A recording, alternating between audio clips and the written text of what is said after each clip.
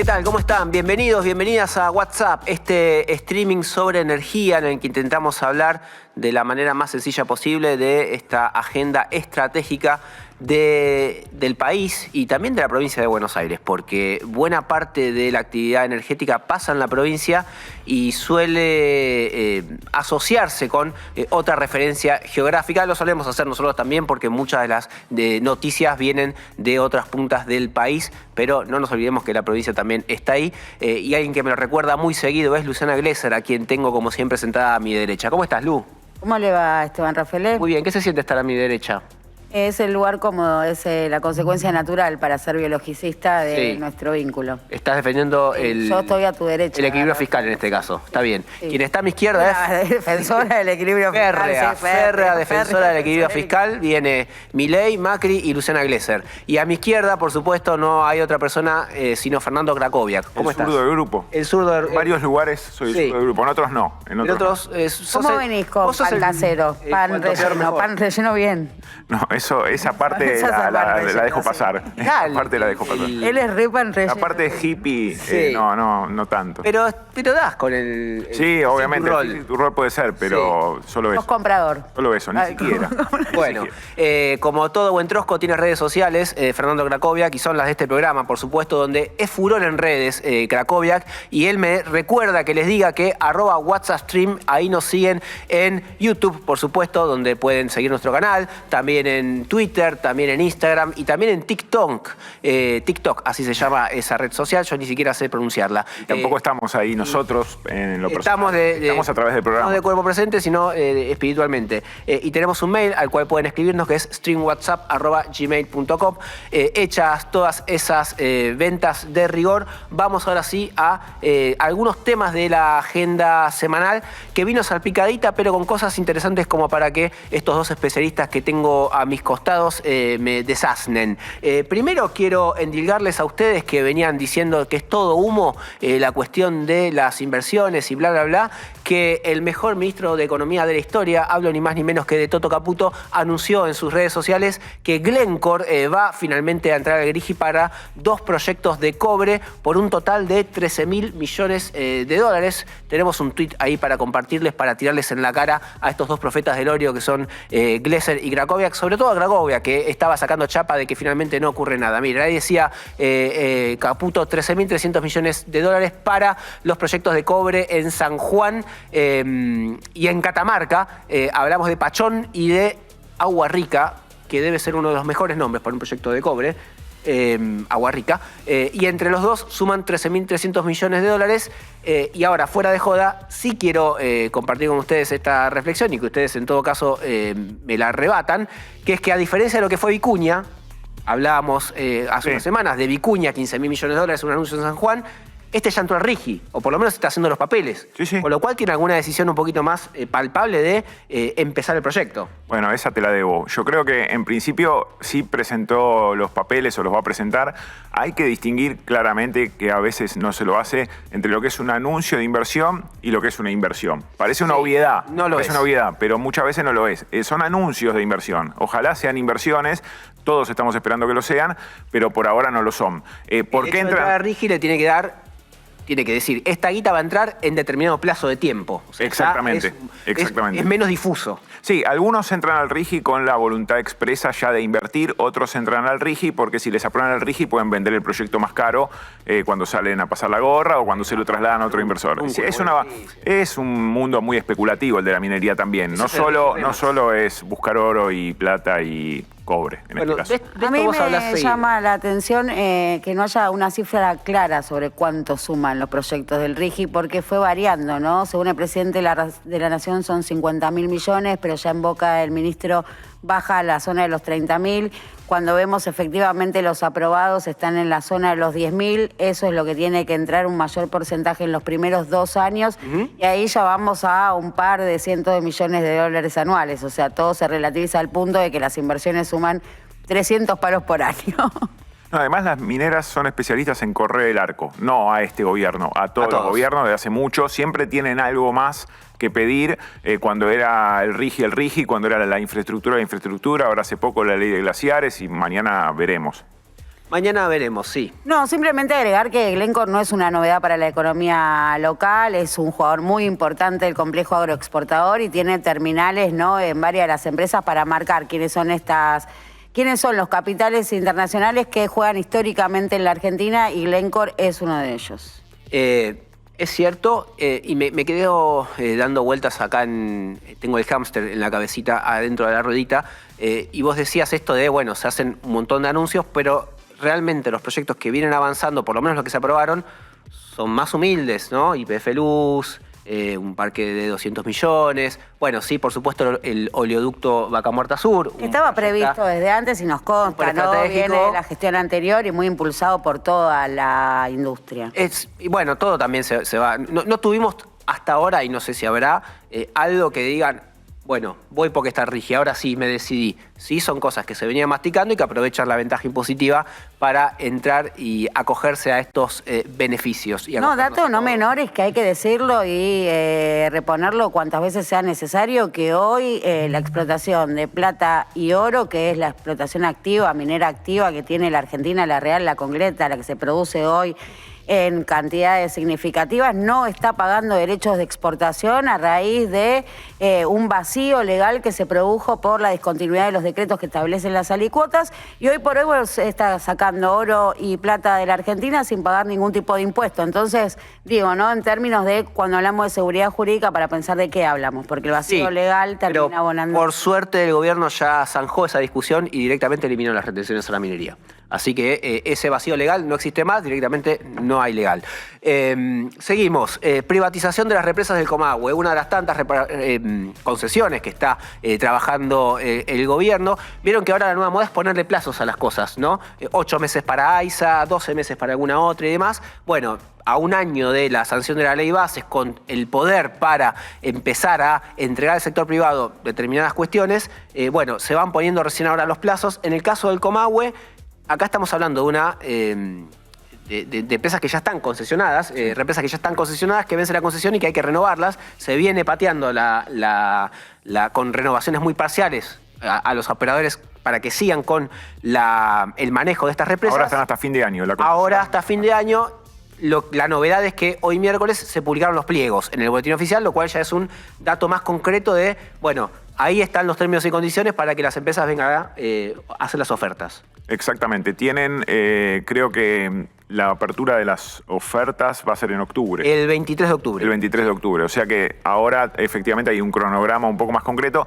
Es cierto que el gobierno ha ido demorando todo tipo de privatización, pareciera que hasta después de las elecciones, ¿no? Porque no concretó, nada. Yo creo que nada. Sí, no sé si tiene que ver una cuestión electoral o más burocrática, IMSA, ¿no? IMSA con Pero Mendoza. IMSA era otro carril, sí. Era otro carril, de hecho fue antes de la ley bases, fue muy rápido, por la manera en la que había entrado el Estado, que había entrado como un rescate de la empresa como accionista, y así como entró, bueno, vende su participación y listo, pero de hecho, bueno, no importa, después nos vamos a meter en IMSA. Pero todo lo que tiene que ver con concesionar o con sacarle del sector público, todo eso sí se está pedaleando. Me parece a mí que porque hay cuestiones burocráticas que el gobierno no termina de resolver por sus propias impericias y también porque no es nada fácil. No se le hace fácil al gobierno privatizar los activos que tiene todavía bajo la órbita del Estado, ¿no?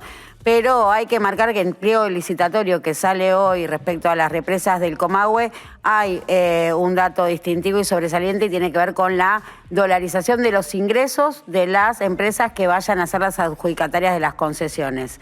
Hasta ahora sabemos que el costo de la energía está dolarizado, sí. Esto genera una gran polémica. Bueno, vamos a ver en algún momento cómo eso está empujando también las tarifas y el costo. Estamos Totalmente. pagando la energía cada vez más cara, y de aceptarse finalmente este pliego por concesiones, también concesiones por 30 años, va a ser otro componente que empuje hacia arriba el costo de la energía, una vez más en un país que cuenta con los recursos, ¿no? Que debería tener quizás la energía barata como ventaja comparativa. Totalmente. Bueno, y hay una cosa más, que es que hubo finalmente acuerdo con las provincias de la región del Comahue, ¿no? Eso también frenaba, eso venía frenando. Eso venía frenando, y hay que ver cómo impacta eso en las ofertas que vengan, porque esos acuerdos con las provincias, a los ojos de los gobernadores, es más recursos para las provincias, que es lo que fueron a buscar, por supuesto, pero esos recursos los tiene que poner alguien.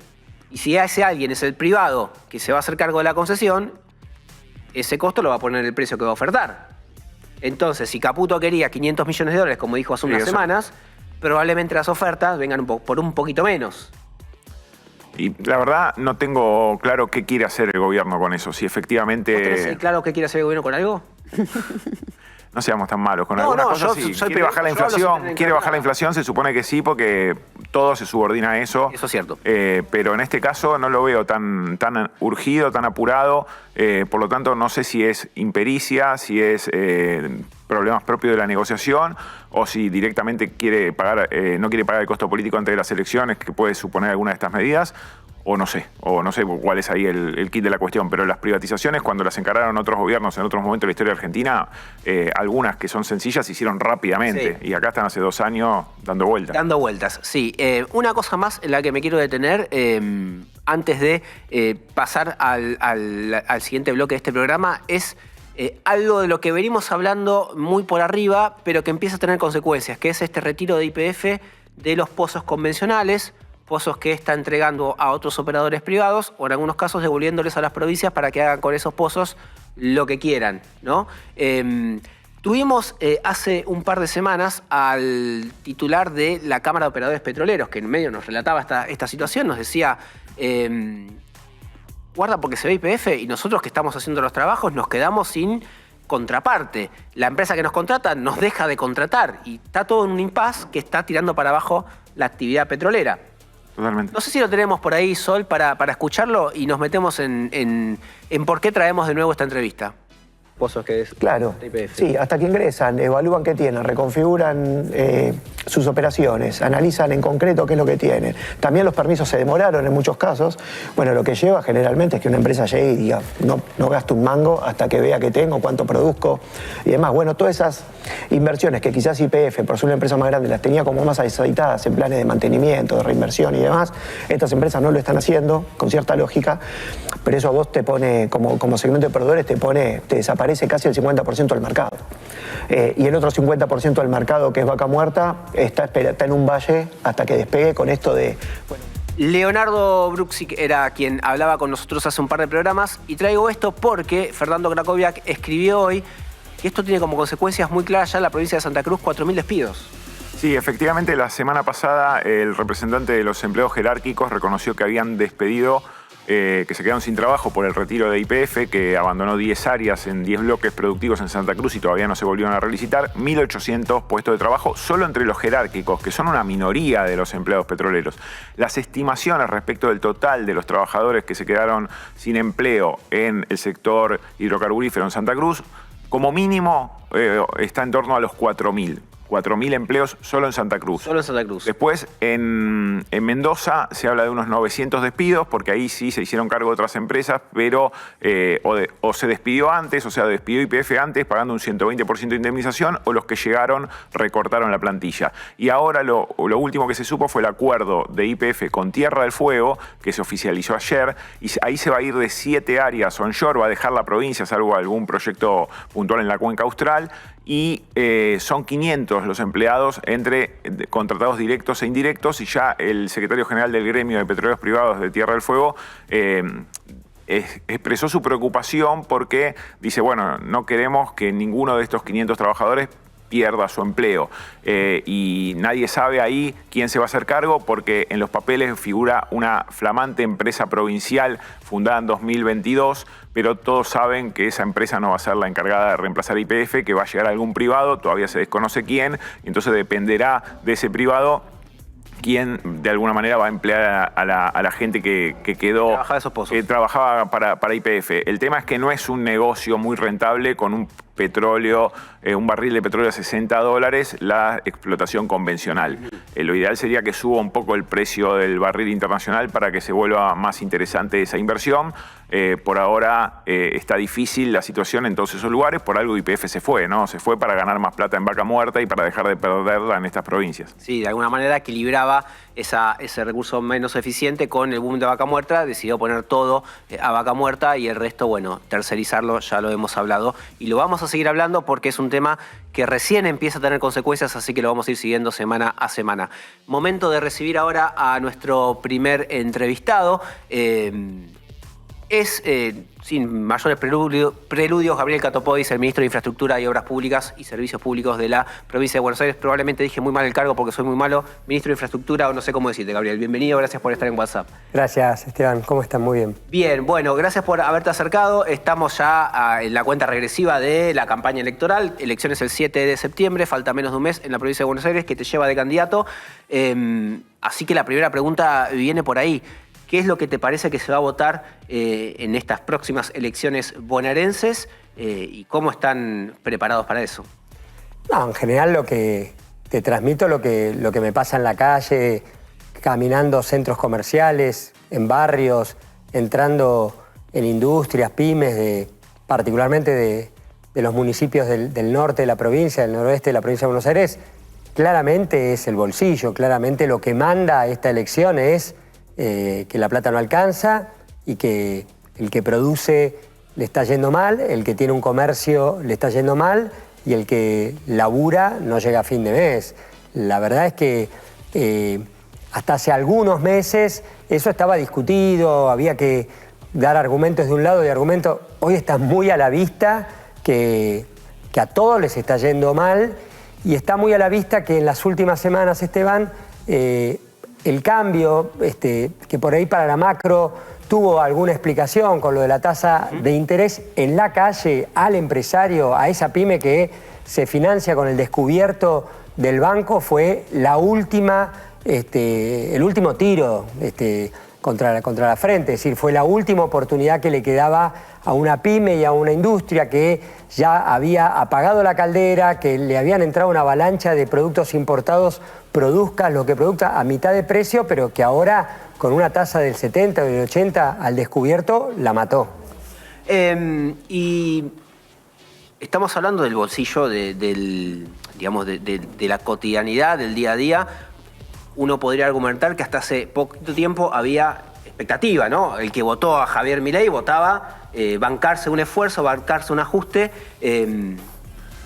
sabiendo o esperando que eso le dé algún rédito en algún momento. Pero también votó a un tipo que hizo campaña con una motosierra diciendo conmigo se termina la obra pública. Eso estaba en la campaña de Javier Milei y es parte de lo que hizo, se terminó la obra pública a nivel nacional. De hecho, el gobernador Kicillof acaba de anunciar un proyecto de ley para hacerse cargo desde el lado de la provincia de parte de la obra pública que deja la nación. ¿Qué impacto tiene para la sociedad haber validado con su voto eso? No, dos cosas. El freno de la obra pública, que es histórico, nunca pasó en la Argentina. Tuvimos gobiernos que apostaban un poco más a la obra pública, un poco menos, con algún instrumento, PPP, el macrismo, que nunca funcionó, que fue una estafa, pero había un intento. Ahora, un gobierno que en 2 años no haya hecho una sola obra pública, no haya puesto un solo ladrillo, nunca en la historia de la Argentina y creo que del mundo. Ahora, dicho esto, el dato nuevo es que lo de la motosierra, que era como una especie de entelequia, hasta hace 1 año y medio, hasta algo simpático para algunos, hoy empieza a sentirse en la cosa cotidiana. Hoy en tu barrio te das cuenta que la obra de agua y de cloaca quedó parada, que la escuela que estaban haciendo está a mitad de camino y está abandonada con mucho riesgo de ser usurpada. Hoy agarrás una ruta para irte de vacaciones, para irte por laburo, por lo que sea, y es verdaderamente un desastre y un peligro. Entonces, lo de la motosierra empieza a golpear en ese metro cuadrado, pero además definitivamente, clausura una oportunidad que tenía la Argentina. La Argentina, ustedes lo dicen permanentemente en este programa, en este streaming, tiene una oportunidad. Es un país rico, con recursos naturales, injusto.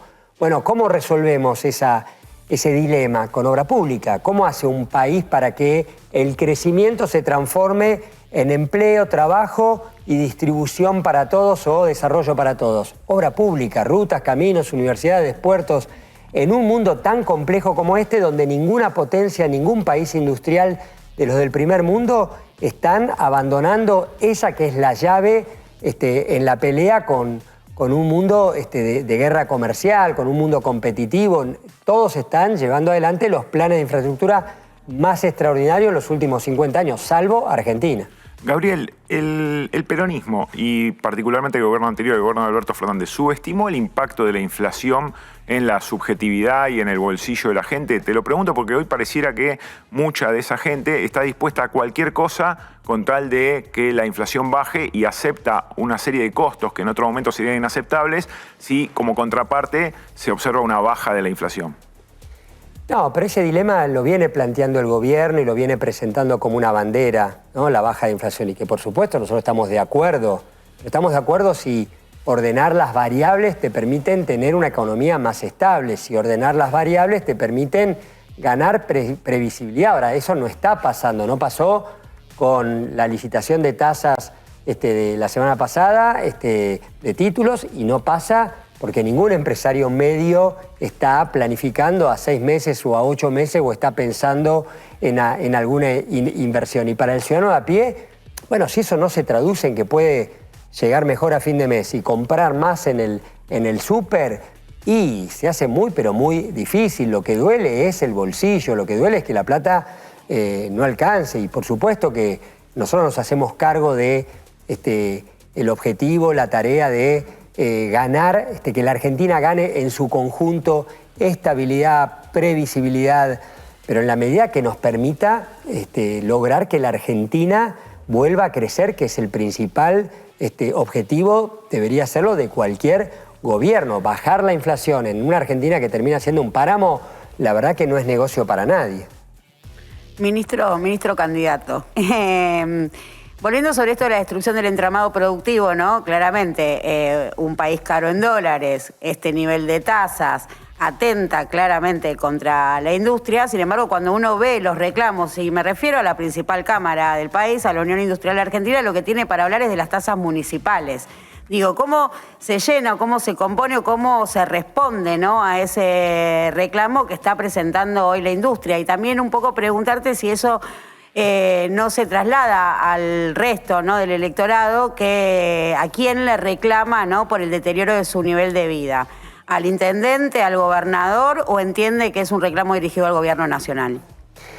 No, en general es muy claro que hay un nivel de validación de las gestiones locales, de los intendentes, por su cercanía y porque están haciendo mucho con poco, mucho con poquito. Y yo creo que hay un reconocimiento, lo dicen en general las encuestas, pero más allá de eso, por supuesto que nosotros, y yo particularmente, estoy totalmente convencido de que hay que ir hacia un ordenamiento impositivo integral, ponerle reforma impositiva, que es una frase ya demasiado utilizada, pero que ordene y que dé mayor claridad y por supuesto que pueda ir premiando o castigando según los cumplimientos. Ahora, el punto realmente no son las tasas municipales, el problema impositivo de recursos en la Argentina. El problema de este gobierno es que cuando tiene problema de recursos, entre cerrar un hospital y cobrarle a los ricos, decide cerrar un hospital. Y eso es lo que nosotros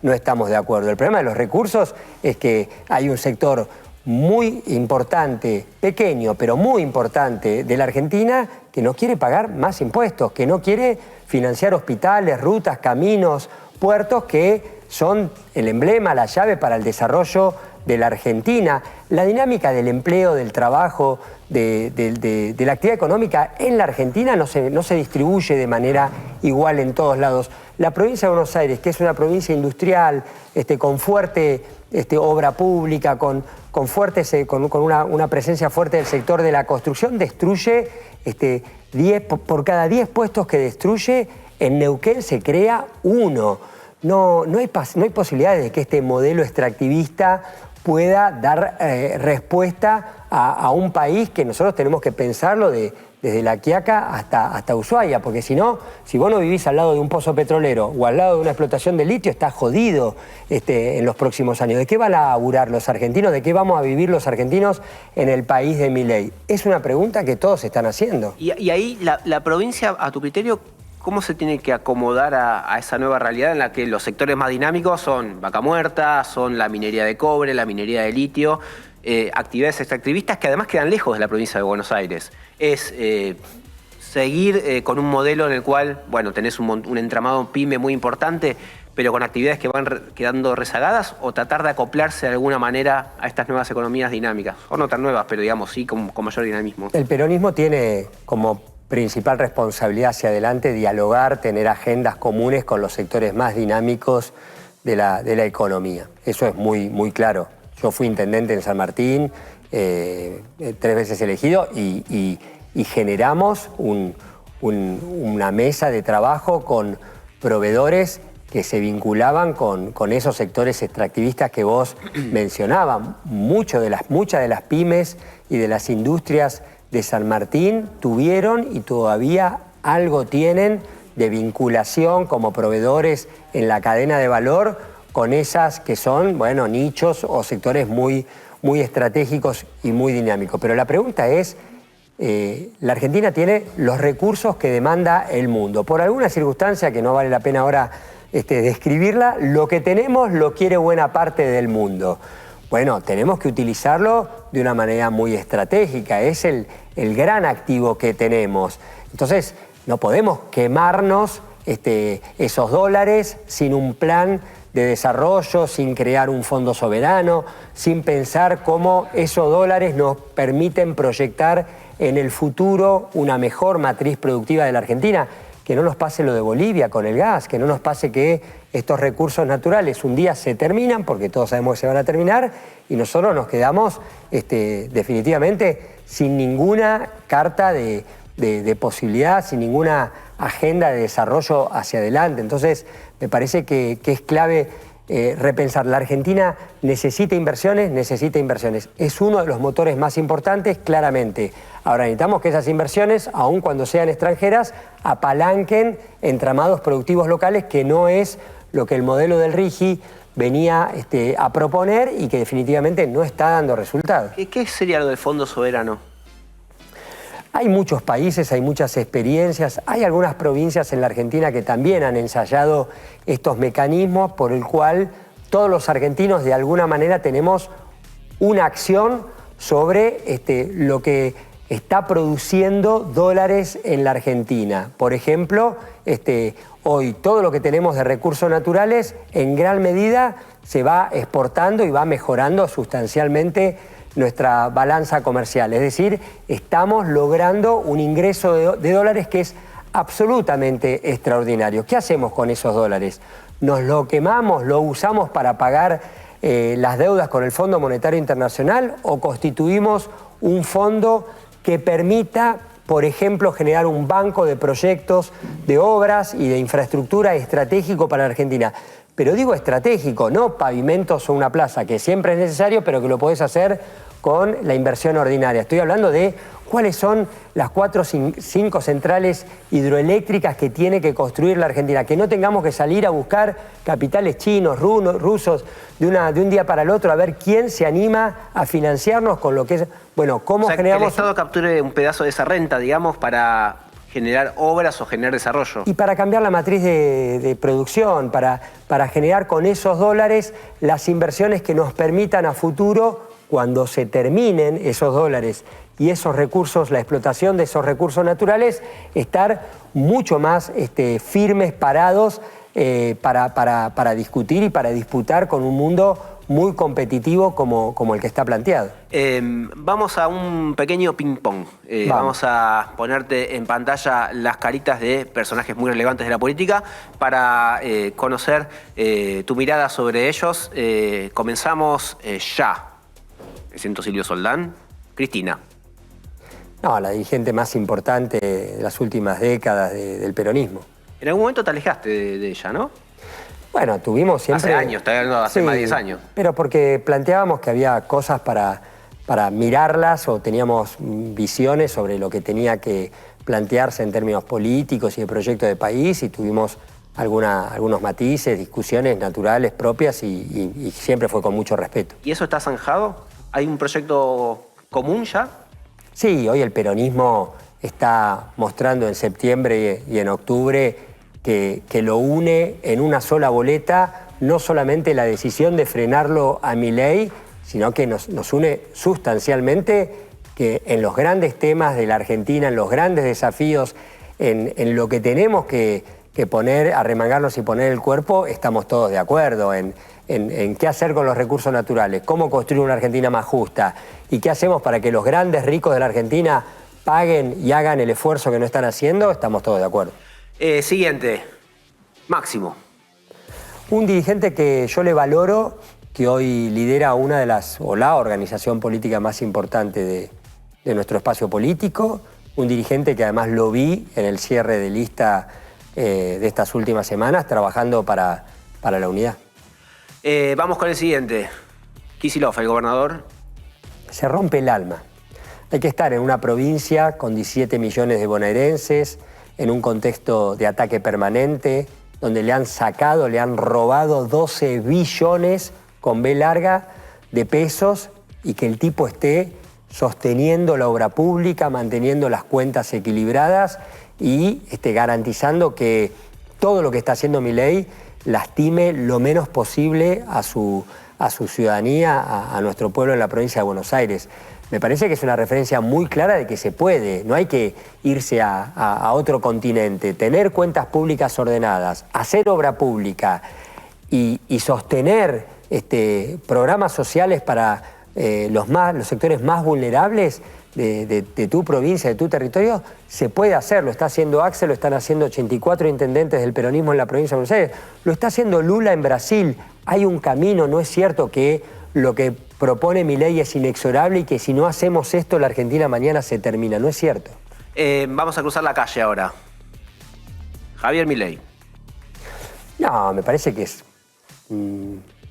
desquiciado, un tipo que definitivamente está en contra de los argentinos, que odia las cosas más propias de nuestra gente, ¿no? El siguiente, compite contra vos por la primera sección como candidato a senador. Hablamos de Diego Valenzuela. Compartimos los dos municipios una cuadra, nos divide una cuadra porque 3 de febrero y San Martín están pegados, así que he tenido en todos estos años un muy buen diálogo, un diálogo muy correcto para gestionar juntos la cosa pública, la seguridad ciudadana, un montón de acciones vinculadas al desarrollo de toda esa franja que compartimos. Por supuesto, no comparto que él hoy esté representando las ideas de un gobierno que nos plantea que lo mejor que le puede pasar a la Argentina es de financiar la universidad pública y frenar todas las obras de infraestructura en el país, regalar los recursos naturales y joder a los jubilados, bajarle los impuestos a los más ricos y cagar a palo a la clase trabajadora. Vamos con la siguiente. Toto Caputo, el ministro de Economía. Un fantasma, un tipo que no tiene... Se va a ir dando pena, se va a ir, digo, no sé cuánto le queda de tiempo en ese ministerio, pero definitivamente fue a golpear las puertas, primero hizo el blanqueo, después fue a golpear las puertas del Fondo Monetario Internacional, después pisó el salario, todo eso para intentar que la economía o la inflación no se le dispare. Bueno, ahora termina de golpear el único motor que le quedaba, ya el del consumo lo había destruido, ya el de la inversión nunca había aparecido, este era el año del rebote, el 2025, estamos muertos, y quedaba el crédito, el único motor que todavía le daba algo de aire era el crédito para la pyme, pero también el crédito para la familia que iba a comprar la heladera o a recambiar el termotanque con 12 cuotas, eso se murió, se terminó. Bueno, me parece que está realmente de salida. Vamos a la última, esta es una trivia, a ver si lo conoces. No, este es Agustín Daza, a este lo conocemos todos, es el segundo de el 4 de Banfield, no tengo ni idea quién es. Daza, el chileno. Pero bueno, estábamos buscando otra carita. Es muy difícil de conocer, por eso tampoco lo pudimos ubicar muy bien. Hablo de Martín Macarone. ¿Sabés quién es Martín Macarone? No, el dueño de algún chocolate, por el sé. Es el secretario de Obras Públicas, aunque todavía no ha sido nombrado, el secretario coordinador de Infraestructura de Obras Públicas de Toto Caputo. Es la persona que está definiendo, por ejemplo, las concesiones de las rutas. No tiene firma. Pero yo hablé con 7, Esteban, con 7. No estoy exagerando ni estoy tirando un número al voleo. Desde el primer día que hablé con el primer ministro, que después se fue por haber dicho en una reunión, que además falleció lamentablemente, pero que se fue por haber dicho en una reunión que la decisión de Milei era asfixiar a las provincias. Sí. Y todo eso ocurrió. De ahí para acá hablé con 7 ministros, secretarios, que fueron cambiando, que fueron rotando, que no tenían firma, que entraron pero que duraron 2 semanas. Es lo de la Secretaría de Industria y la Secretaría PYME, es decir, acá vuelan secretarías, vuelan ministros de lugares que eran estratégicos, que eran claves para la Argentina. La Argentina no es un paraíso financiero, la Argentina tiene industria nacional, tiene tipos que se arremangan todos los días y levantan la persiana. Es un país que necesita obra pública porque es el 8º en extensión territorial.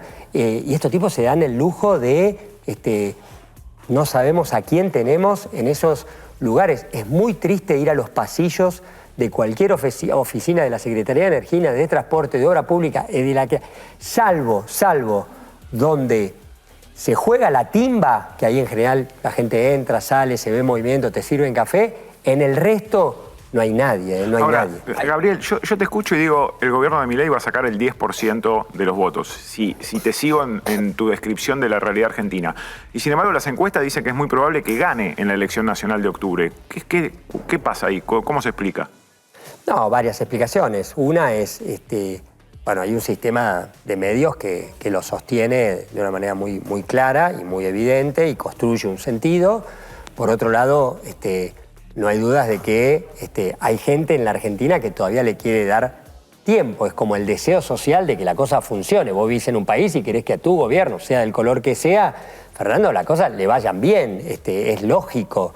Nosotros lo que le estamos diciendo es tiempo para qué. Si es tiempo para pelearla, si es tiempo para que esto arranque, si es tiempo para recomponer el crédito y que la gente vuelva a producir. Sí, ahora si es tiempo para terminar de cerrar el Garraham, arancelar la universidad pública y seguir pisando y congelando el bono de 70 lucas de los jubilados, no, para eso no le queremos dar más tiempo a Milei. Igual, déjame decirte que hace 3 meses se comían a los chicos crudos, eran un avión, nos ganaban por 20 puntos, y hoy salís y en la esquina de acá no hay nadie con cara de ilusión, de expectativa y de esperanza por este gobierno. No es un personaje que ya genere, vaya a un streaming o te arme una fiesta fest de esta que arman y te genere un boom de atención. Definitivamente hay algo que se apagó. Hay algo que se está moviendo, chicos, en los barrios, por lo menos en el conurbano, donde yo estoy más, pero en toda la provincia de Buenos Aires, la gente empieza a plantear con mucha claridad, este tipo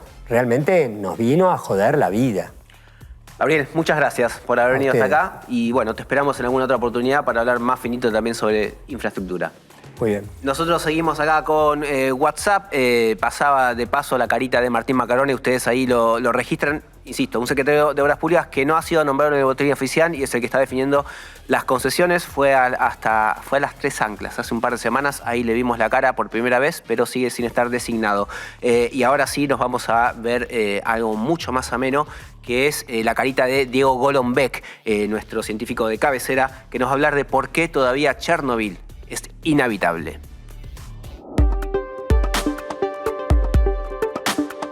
Como sabemos, el 26 de abril de 1986 en Ucrania, el reactor número 4 de la planta nuclear de Chernóbil explotó en uno de los accidentes más graves en la historia de la energía nuclear. La explosión liberó una enorme cantidad de isótopos radiactivos que contaminaron kilómetros y kilómetros a la redonda, dejando una herida abierta en la Tierra que todavía hoy duele. ¿Pero qué fue exactamente lo que pasó? Según las autoridades que investigaron el accidente, los responsables de la central no siguieron las medidas de seguridad y el combustible de uranio del reactor se recalentó. Como no tenía una estructura de contención, que es una cúpula de hormigón diseñada para mantener la radiación dentro de la planta en caso de accidentes, la explosión contaminó un área de 142.000 kilómetros cuadrados. Momentito. ¿Qué son los isótopos? Son átomos de un mismo elemento que tienen el mismo número de protones. Por ejemplo, el oxígeno tiene 8 protones. Y sus isótopos siempre tienen 8 protones, pero con diferente número de neutrones en su núcleo. Por ejemplo, el oxígeno 16 o 16 tiene 8 protones y 8 neutrones. Pero el oxígeno 18 o 18 tiene 8 protones y 10 neutrones. Cuando la combinación de los protones y neutrones en el núcleo de un isótopo es inestable, tienden a desintegrarse espontáneamente, emitiendo radiación. A estos isótopos inestables se los llama isótopos radiactivos. Bueno, pero ¿y por qué los isótopos radiactivos contaminan tanto? Porque durante su desintegración liberan radiación en forma de partículas alfa, beta o rayos gamma, que además de afectar de manera directa la flora y la fauna, también pueden filtrarse en el suelo y en el agua. Algunos isótopos tardan mucho en desintegrarse completamente. Por ejemplo, el plutonio 239 puede permanecer en el ambiente durante miles de años, causando efectos dañinos. La zona de exclusión de Chernóbil abarca un radio de 30 kilómetros alrededor de la planta. La limpieza y contención de la zona, incluyendo el reactor 4, continúan hasta el día de hoy y se calcula que se extenderán hasta el 2065. El desastre de Chernóbil no solo fue una tragedia ambiental, sino un doloroso evento que se volvió crucial para prevenir futuros accidentes y para avanzar hacia un uso seguro y sostenible de la energía nuclear. Al final, el objetivo es que la energía que ilumina nuestras ciudades nunca deje una sombra tan oscura sobre nuestra historia. Interesantísimo lo que nos contaba Diego y es el momento de que mis compañeros se pongan a laburar, así que Fernando Cracovia, que elige casco o guantes. Los guantes me gustan, Bueno, estos amarillos. agárralos. ¿Los tenés a mano? Poner no, ¿no? No, no hace Acá, falta. acá. Bien, Tus manitas limpias no lo necesitan. perfecto. Bueno, ¿de qué vamos a hablar? ¿Qué hablaremos? De los pozos de Vaca Muerta. Volvemos a Vaca Muerta, pero en este caso para contar una particularidad de la explotación petrolera en Vaca Muerta, que es que los pozos, obviamente al principio siempre son verticales, ¿no? Porque Para se quiere abajo. llegar a donde está la roca de donde se extrae con la técnica de fractura hidráulica y poniendo arena para que no se vuelva a juntar esa roca fracturada.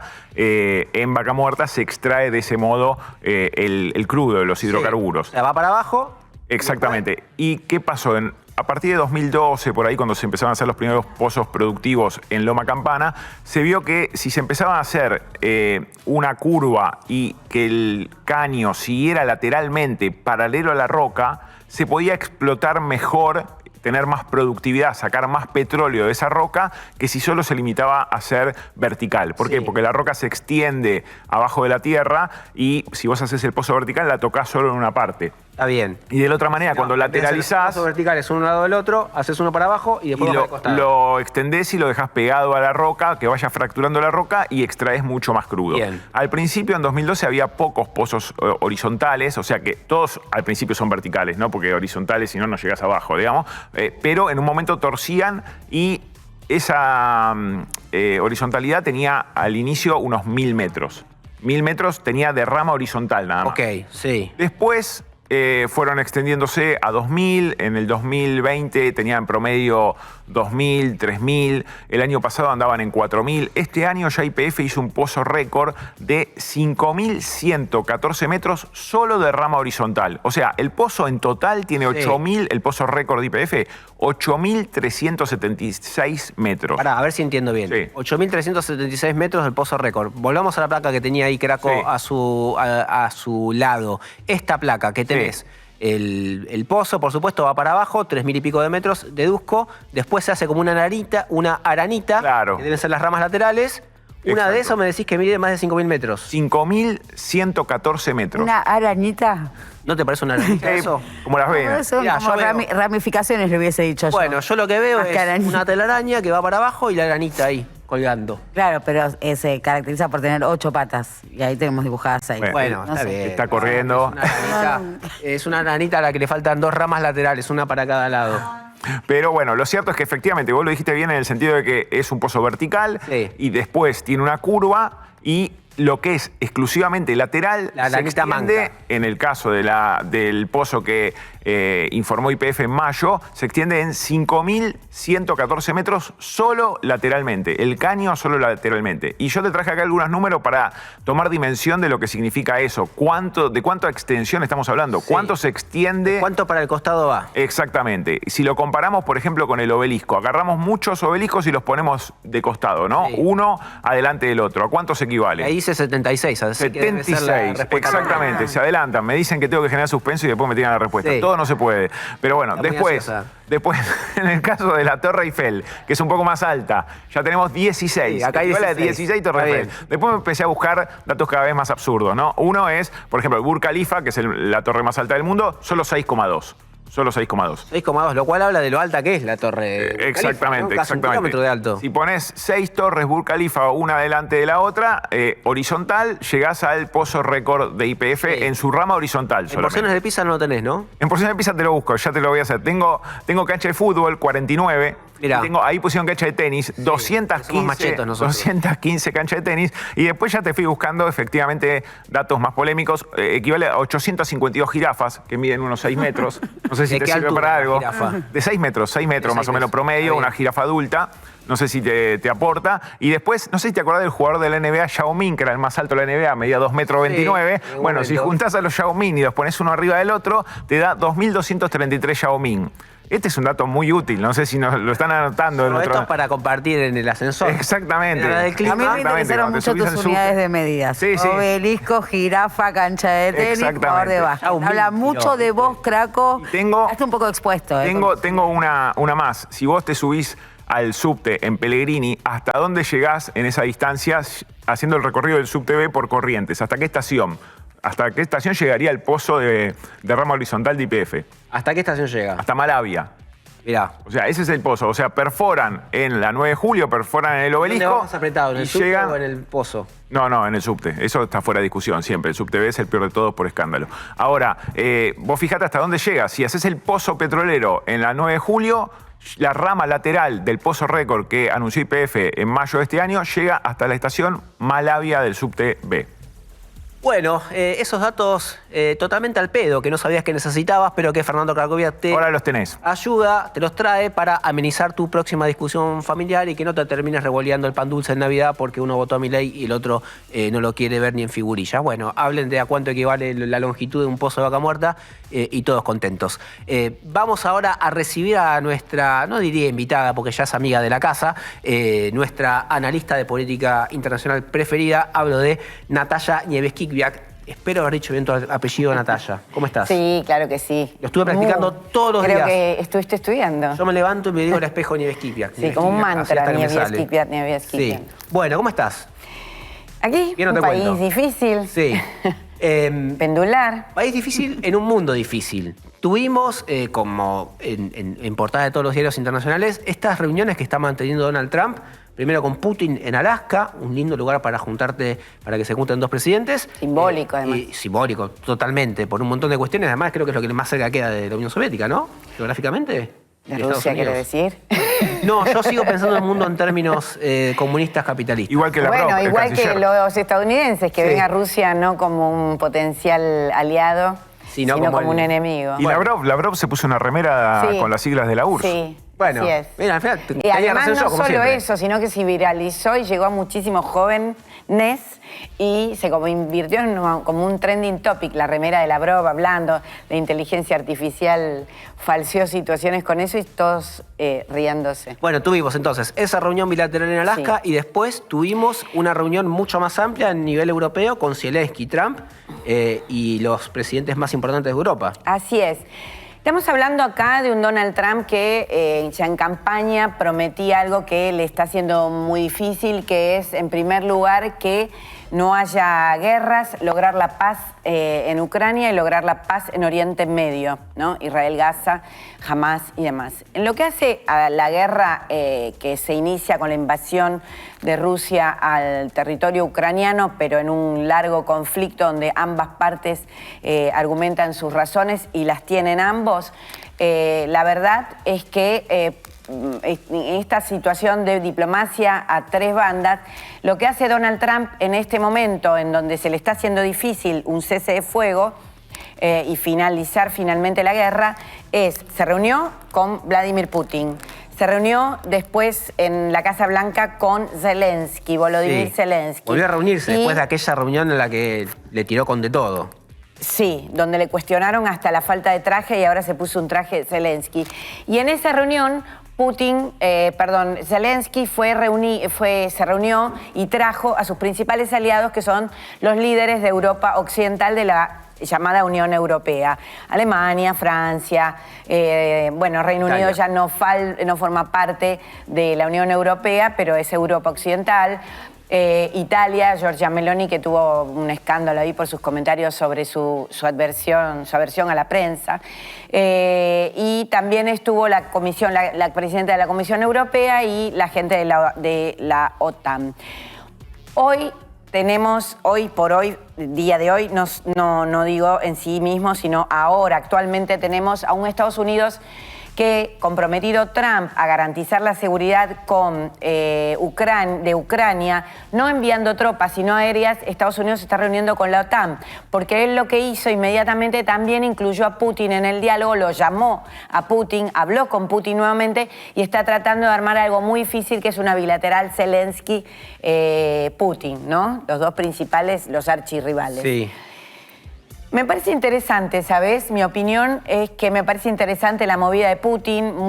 Él tiene un problema con el sistema, con las agencias de control, el FBI, la CIA, tiene un problema con Europa, que le cuesta también aceptar un discurso por momentos tramposo de Trump, en el que dice que no quiere bancar más sostener las guerras, que los ciudadanos americanos paguen la guerra, que Europa pague la guerra, una guerra que queda en territorio europeo, y que se inició con su enemigo, que fue Joe Biden, que tenía excelentes relaciones, él, su hijo Hunter y su familia, con Ucrania y las gasíferas ucranianas.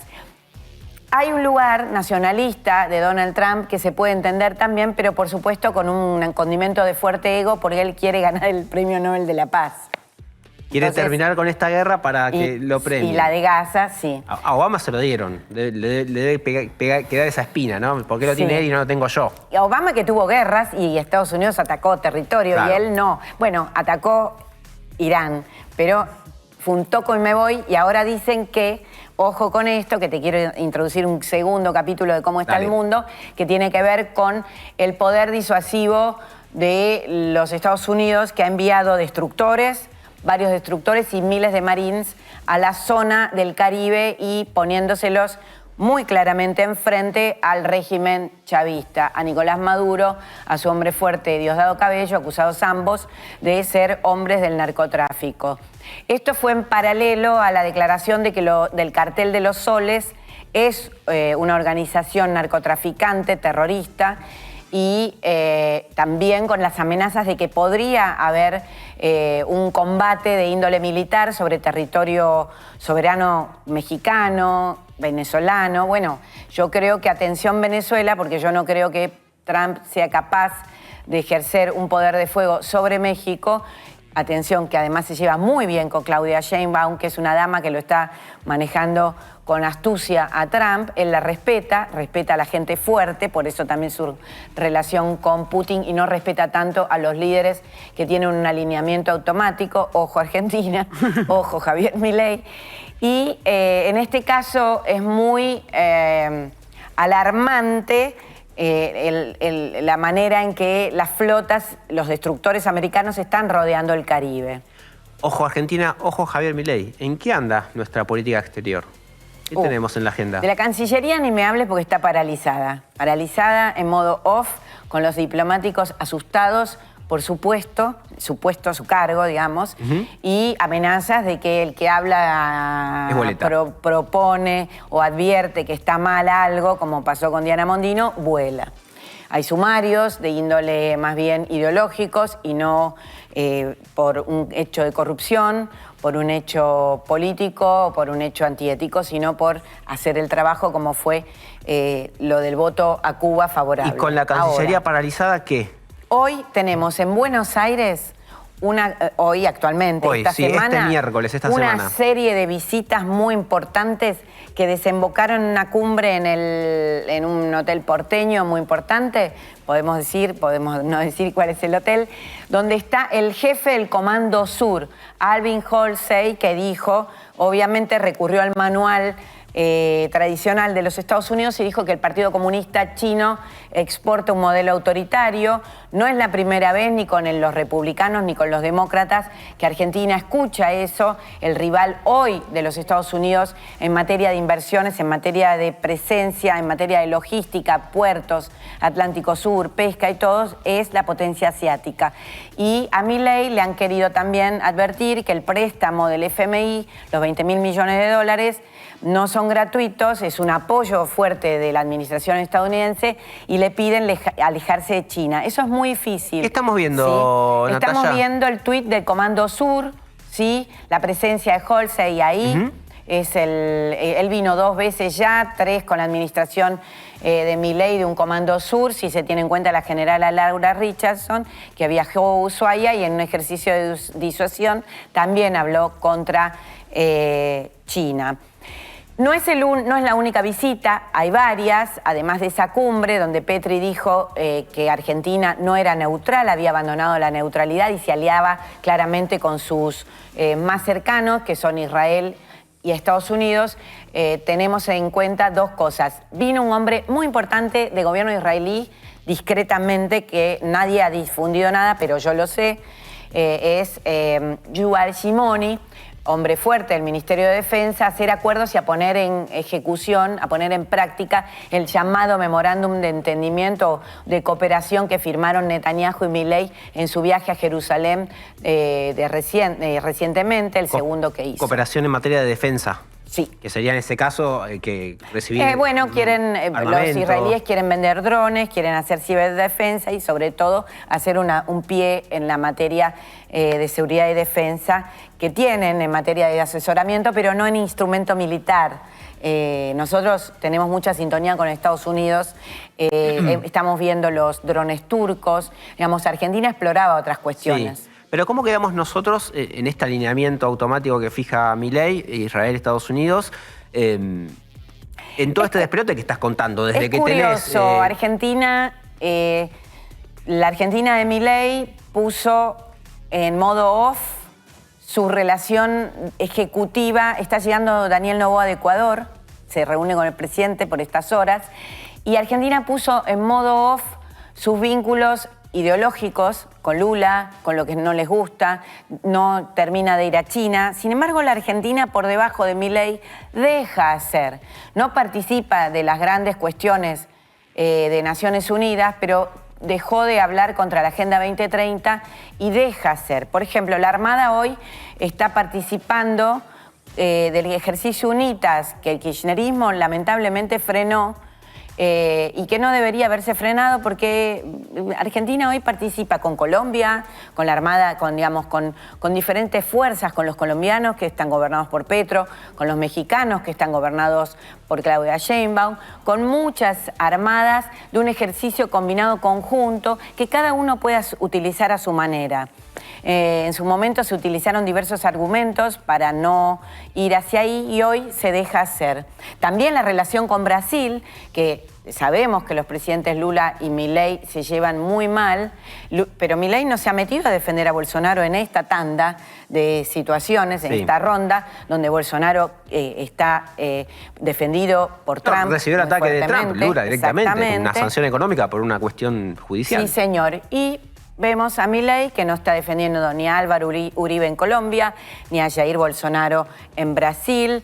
Y por el contrario, hay una relación económica intensa con Brasil. Los brasileños han llevado al 50% sus exportaciones en estas últimas mediciones. Hay una relación muy particular con Vaca Muerta y las empresas brasileñas vuelven a mirar la Argentina en aquellos sectores donde se han retirado. Así que las provincias como Buenos Aires, como muchas provincias, pueden mirar estas relaciones que también tienen una diplomacia propia y salen a buscar dinero e inversiones por sí mismos. Está bueno eso para hablarlo y desarrollarlo con más profundidad en otro momento. Vos sabés que tocas timbre, entrás y sos de la casa, Natalia, así que gracias como siempre. La próxima vez traete unos mates, no, el mate lo ponemos nosotros, pero unas facturas, algo para compartir. Harinas no, por favor. Bueno, venimos con unas frutitas entonces, o algunas frutas secas. Pero en serio, gracias como siempre. Es muy interesante escucharte y ver para qué lado va el mundo. Y esto es así, sin solución de continuidad. Pasamos de Trump, Zelensky, Putin a que Luciana Glesser nos hable de la factura de luz. Están viniendo, la verdad, que cifras siderales en las facturas que corresponden al consumo durante el invierno, ¿no? Y hay que entender qué es lo que está presionando al alza las facturas. Realmente se están encendiendo alarmas, hay que ver ahora cómo impacta el nivel de morosidad. Hablamos de casos de departamentos, 2 ambientes, 70 metros cuadrados, con facturas que superan los 150.000 pesos. En el área metropolitana. Área metropolitana, estamos hablando, sí, hay que marcar, ¿no? Que hay una gran dispersión a nivel país, que también cada una de las regiones, distritos, municipios también incorpora distintas tasas, distintos impuestos, e incluso hay un subsidio para el consumo de energía eléctrica en la Ciudad de Buenos Aires, específico de la Ciudad de Buenos Aires, que te puede restar 5 o 6 mil pesos de la factura. Pero así todo, en el área metropolitana te viene factura por un departamentito. Área metropolitana, tenemos ese caso y tenemos muchos más, facturas de hasta 500.000, 600.000 pesos, facturas que solían venir a esta altura del año pasado con consumos muy similares, en el orden de los 50.000, 60.000, saltaron 10 veces, lo propio en Entre Ríos. Entre Ríos se está dando cuenta de aumento del 75%. ¿Y qué podemos entender de los componentes que están empujando al alza las tarifas de consumo de energía eléctrica? Por un lado, la suba del precio estacional, en invierno sube el precio mayorista, ¿no? Lo que se llama costo de generación, además de subir... En invierno la energía es más cara. Sí, por supuesto. En invierno ese precio estacional no sube a picos de consumo cuando hace mucho frío o también cuando hace mucho calor para el caso de la energía eléctrica. Entonces tenés por un lado ese aumento estacional del precio, que además está dolarizado, con lo cual el traslado de cualquier movimiento en el tipo de cambio es de manera automática. Tenemos una evaluación acumulada desde el cambio del esquema de Crawling Peg a bandas en el orden del 20 y pico por ciento, que eso se traslada. Por eso el gobierno decide sostener su política de subsidios, pero a la vez no aumenta las partidas presupuestarias, y si todavía conserva un grado de cobertura del orden del 75% en el costo de la facturación para aquellos segmentos que continúan recibiendo subsidios, no estamos hablando siempre de un promedio, ese 75% no te llega a cubrir el total de la devaluación. Pero además hay que recordar que la generación de energía eléctrica, la matriz de generación, tiene un componente muy alto de generación térmica, y vamos a recordar que lo que fue la crisis del gas, y a partir de la falta de planificación de la Secretaría de Energía, por falta de previsión o por sea lo que fuere, no solo no pudo llenar los caños en pleno invierno, donde se produce esto del apagón total en Mar del Plata, sino que tampoco sale a las subastas que tiene como costumbre hacer la Secretaría de Energía ante el aumento de la demanda, subastas para conseguir gas en el mercado, sino que tiene que salir a la última instancia, que es el spot, que es el más caro de todos, es como gas de urgencia. ¿Y eso lo trasladó a precios Y también? eso, claro, por supuesto que traslada a precios. Todo eso se traslada a precios, se está empujando fuerte el costo de la tarifa de energía eléctrica, que se hace impagable. Una cosita más, decía Lu Glesser que con esta última fuerte devaluación, el gobierno decide no trasladarla toda a precios. No toda, pero una parte, claro. Pero una parte sí la trasladó. Sí. Cuando vas a la cuenta de subsidios, a cómo evolucionaron la cuenta de subsidios, las partidas de subsidios a la energía, sobre todo al transporte y el agua, cayeron 57% interanual, según un relevamiento del Instituto Interdisciplinario. Además porque están topeados, ¿no? O sea, porque vos si sos de clase media, los pagás... topearon, le pusieron un tope más bajo, o sea, cuando te excedes ese consumo pagás tarifa plena. Como bajaron el tope, vas a pagar además, más rápido eso. Y una cosa, con esto te doy pie, 57% cayeron, pero cayeron sobre todo porque sacaron del registro de subsidios a 2 millones de personas, a los cuales no le renovaron la tarifa social, tenían que reescribirse, no lo hicieron. Todos calladitos, yo no sé si todos calladitos porque nadie se dio cuenta, porque pagan sin chistar o porque si efectivamente no necesitaban ese subsidio, pero lo cierto es que gran parte de esa baja monumental de los gastos en subsidio fue por eso, por sacar a 2 millones de tipos de registro. Y además cuando decimos que la lectura de las facturas es compleja, es porque es realmente compleja, y cuando la vas a comparar, porque además hay trampas en el escalonamiento, por ejemplo. El precio del mega se va haciendo cada vez más caro, pero no solo más caro entre un tope, hasta los 400. De 300 a 400 vale en el orden de los 10. De 400 a 500 vuelve a subir, de 500 a 600 vuelve a subir, de 600 a 700, con lo cual, ahí asociado al consumo, ¿se entiende? Es distinto el costo variable. Cuanto más consumís, más caro pagás. Es, por supuesto, Mirá, pero volvamos a la placa anterior, porque si no se nos mezcla todo. Esta es la placa que te decía de la baja de subsidios. Esto es lo que gasta el Estado Nacional en subsidiar las facturas de transporte, energía y agua. En agua sacó todo, ¿sí? El 100% de la factura de AISA en el área metropolitana se paga, la paga pagan los usuarios. AISA entró en privatización ahora que le quitaron los subsidios. Empieza el proceso para sacársela de encima al Estado. Energía, estamos en un 60 y pico % abajo. Yo estoy muy chicato y no veo, pero sé que empieza con 6 ese número. En transporte es mucho menos, sobre todo porque las tarifas de... Ahí está, mira, gracias. 63%. En transporte es mucho menos porque el boleto de tren sigue planchado, 29%, aunque hubo recortes en subsidios que el Estado Nacional se sacó de encima y le pasó. El bondi estaba, dentro de todo, bastante accesible comparado con el subte. El bondi sí, pero es el que de gestión nacional. El transporte nacional se sacó de encima lo que tiene que ver con provincias, con la ciudad y con la provincia de Buenos Aires sobre todo. Antes se había sacado también de encima el resto de las provincias. Lo que tiene que ver con tarifa de jurisdicción nacional, que es la que pasa, en general pasa a la nación y algunas otras interprovinciales, sigue subsidiado y sigue bastante barato en comparación con el resto de los boletos. Bueno, en total, una baja en los subsidios del 57%, por eso también vos estás pagando mucho más cara, en este caso la factura de luz, por todas esas cosas que te explicaba Glesser también. Sí, preguntarnos, ¿no? ¿Por qué está dolarizado el costo de la generación de energía en un Porque país estamos que en una cuenta con economía los recursos? monetaria. Esto quiere decir que los gastos son en dólares y tus ingresos son en pesos. Gente, nos fuimos de programa, pasó de todo por acá. Espero que lo hayan disfrutado tanto o más que nosotros, que realmente la pasamos muy bien haciéndolo. Esas son nuestras redes de contacto, nos siguen, nos dan cariño virtual por ahí. Como siempre, gracias, Craco. ¿Venimos la semana que viene? Por favor, te lo pido. Ok. Glesser, muchas gracias por estar ahí. Ha sido un lujo. Ha sido un lujo, realmente gracias a ustedes por estar del otro lado. Nos vemos la semana que viene en WhatsApp. Chau.